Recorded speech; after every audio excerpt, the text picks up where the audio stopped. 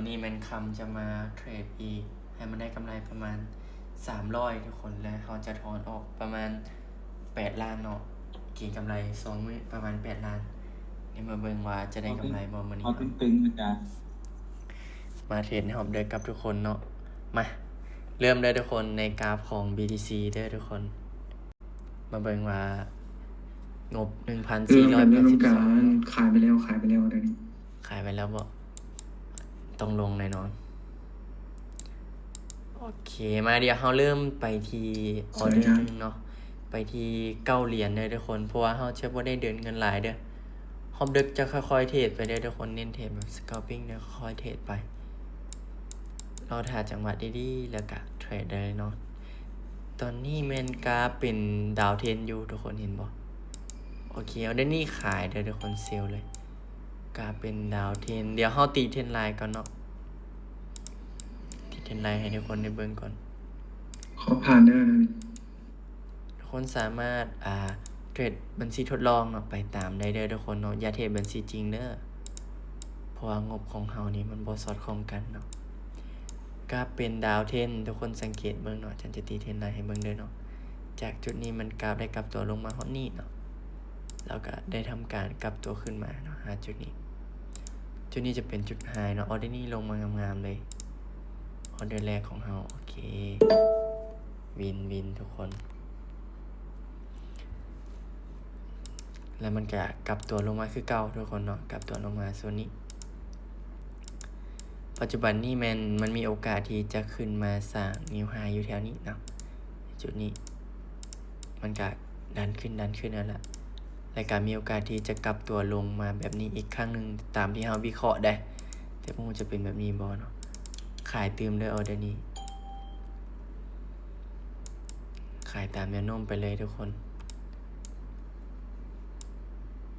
มันเป็นออเดอร์ที่3เนาะออเดอร์ที่4กะยังมีโอกาสอยู่แต่ว่า ขึ้นไปยาวแบบนี้ก็น่าจะได้คูณเงินเอาทุกคนเนาะแต่ว่าออเดอร์นี้เขาไปน้อยเนาะไปแต่8 เหรียญคันพลาด8นี่จันจะไปประมาณ10 เหรียญเลยทุกคนเด้อเขาจะคูณเงินขึ้นมาประมาณ2 เหรียญเลยทุกคนเด้อลงในบอ2 1วินได้ทุกคนโอเคเนาะกดออเดอร์เลย กดเซลเด้อกดขายลงทุกคน มันขึ้นมาแล้วต่ำเส้นราคาโซนนี่เนาะมันก็เลยพัก ก็ ดัน ผ่าน2 เนาะ รอบแล้วเมื่อกี้ เสียวขึ้นเมื่อกี้ในสุดท้ายลงใส่ ทุกคน เดิน เนาะ เดินข้ามไปถึงจุดแล้ว ออเดอร์นี่ไป7 เหรียญเนอะดรอปลงมาเนาะขายเด้อ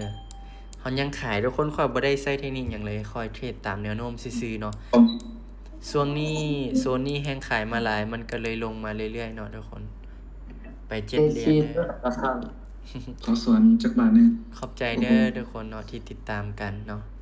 ทุกคนได้เข้ามาเบิ่งคอยเทรดสดๆละมื้อนี้นะ ก็ต่อส่วนกันจะได้อาจารย์ ออเดอร์นี้ไป7 เหรียญเด้อทุกคนเขาสิได้นอนไวบ่ ได้โดนอาจารย์ เอาเนาะโอเควินเนาะวินทุกคนควบคุมอารมณ์ให้มันได้นะค่อยๆเทรดไปตามแนวโน้มเอาเนาะก็ได้กำไรเนาะทุกคนได้กำไรเลย ตอนนี้ได้ตามเป้าเราได้ทุกคน ได้ตามเป้าแล้วออกมาจากออเดอร์ออกมา3 ออเดอร์หนึ่งก็ได้ตามเป้าละประมาณ3 นาทีเนาะ3 นาทีคำก็ได้แล้วได้กำไรเนาะเดี๋ยวเทรดอีกก็ได้เนาะไปดรอปลงมาไป5 เหรียญเอาเนาะไปน้อยๆเอาขายลงเด้อขายลงเลยเขาบ่ได้สนใจว่ามันจะเบรกเอาจุดใดเนาะมันจะขึ้นหรือจะลงนะทุกคนคำสนใจแค่ว่าหาออเดอร์เนาะให้มันบินออเดอร์หนึ่งเนาะสักออเดอร์หนึ่งแบบนี้นะก็ถือว่าโอเคละการเทรดเนาะเขาจะไปโฟกัสว่าค่อยต้องบินทุกออเดอร์แบบนี้นะโมเมนต์ทุกคนเขาต้องคำนึงถึงกำไรของเขาเนาะเขาต้องการเท่าใดกันแท้นะลงบ่ได้เนาะออเดอร์นี้เนาะเขาจะคูณเงินเลยทุกคนไป5 โบวินเขาจะไปประมาณ6ทุกคนเพื่ออย่างเพราะว่าเขาได้กำไรตามเป้าละเขาไปนี้ก็เพื่อว่าเอา5หันขึ้นมาก่อนคันว่าได้เขากะไปต่อคันว่าเสียเขาก็หยุดทุกคนเข้าใจบ่แล้วเขากะปิดกำไรนะมันนี่ง่ายๆทุกคนการเทรดนะ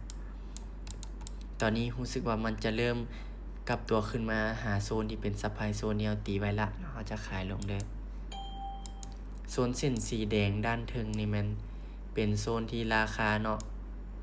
เคยกลับตัวลงในอดีตที่คนเห็นบ่โซนนี้มันก็เคยกลับตัวลงเนาะถ้าว่าแฮงซื้อเข้ามาหลายๆมันอาจจะเบรกเอาขึ้นได้คันว่าบ่หลายพอนี่มันก็มีโอกาสกลับตัวลงทุกคนลงอีกครั้งหนึ่งเนาะมีโอกาสที่จะลงมาอีกครั้งหนึ่งแต่บ่ฮู้ว่าจะลงในออเดอร์นี้บ่หรือว่าออเดอร์ถัดไปเนาะคูณเงินไปเรื่อยๆทุกคนไป6เหรียญบ่วินเนาะแสดงว่าเฮาขาดทุนไป11เหรียญเนาะ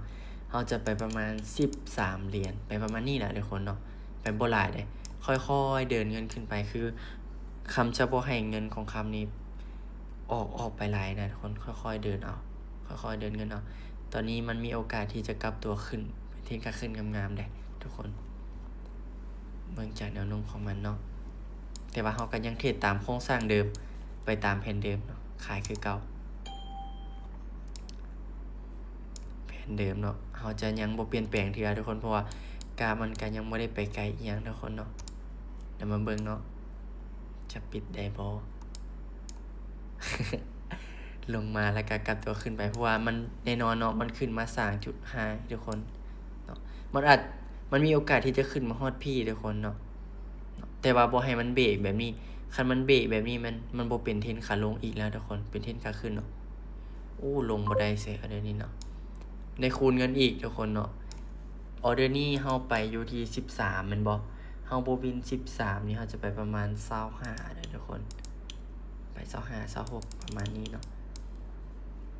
ประมาณ5ออเดอร์เนาะให้มันวินออเดอร์หนึ่งก็ถือว่าเฮาได้กำไรแล้วเนาะแผนของเฮาแม่นประมาณนี้เนาะ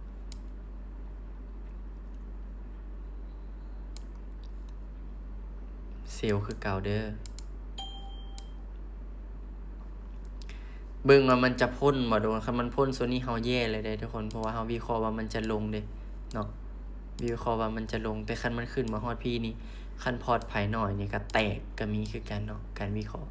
ตามแนวโน้มแบบนี้นะทุกคนมีความเสี่ยงสูงได้ความเสี่ยงสูงแฮงมาเบิ่งเนาะเขาจะเสียจากออเดอร์ทุกคนโอเคบินประมาณ3ออเดอร์ทุกคนเห็นบ่ อันจบบ่สิเลย ประมาณ3ออเดอร์เห็นบ่เขาเทรดตามแนวโน้มแบบนี้แหละทุกคนแต่ว่าเขาก็ได้กำไรเนาะได้กำไรขึ้นมาเห็นบ่เดี๋ยวมาเบิ่งในประวัติมื้อนี้ได้อยู่ที่323ทุกคนเห็นบ่คำก็ค่อยๆเทรดแบบนี้แหละค่อยๆเดือนเงินบ่แม่นว่า300เขาอยากได้310ไปหลายๆบัดเดียวเลยบ่แม่นเนาะออเดอร์นี้ไป4เหรียญเนาะขายคือเก่าคันพลาดเฮาก็ออกเลยเนาะออกจากตลาดเลยทุกคนแล้วก็เอากำไรเฮาก็ยังได้ตามเป้าหมายที่เฮาตั้งไว้ตอนแรกๆอยู่ก็คือ 1,500 เหรียญเนาะเห็นบ่เนี่ยบ่ไผเทรดบริหารเงินบ่เป็นนี่ขาดทุนอย่างเดียวทุกคนเนาะคันไผบริหารเงินเป็นนี่ได้กำไรได้คันไผมีประสบการณ์หน่อยนึงนี่เทรด3ออเดอร์นี่คันว่าขาดทุนนี่ก็ต้องได้ไปศึกษาใหม่ละทุกคนวินเนอร์3ออเดอร์นี้ถือว่าเป็นเบสิกเลยเนาะการเทรดเนาะทุกคนเห็นบ่คำจะขายอย่างเดียวเลยเพราะว่าวิเคราะห์มาอย่างดีแล้วทุกคนวิเคราะห์มาอย่างดีแล้วเราก็ต้องเฮ็ดตามแผนเนาะทุกอย่างมันจะอยู่ในแผนคำก็จะบ่ได้มีความตื่นเต้นอีหยังหลายเนาะทุกคนอ่ะสำหรับวันนี้เนาะเราก็จะได้เบรกหยุดเพียงส่ำนี้เนาะกำไรที่เราได้มาก็ประมาณ30เหรียญเนาะในห้องนี้30เหรียญก็ประมาณ7-8 แสนละทุกคนเนาะเราก็จะได้หยุดก่อนเนาะแล้วเราก็พบกันในมื้อหน้าอาจจะเป็นมื้ออื่นเนาะติดตามไว้ในกลุ่มเนาะคำอาจจะได้ขึ้นมาเนาะเพื่อให้ทุกคนได้เบิ่งนำกันสำหรับมื้อนี้เนาะทุกคนขอตัวลาไปก่อนบ๊ายบายเด้อทุกคน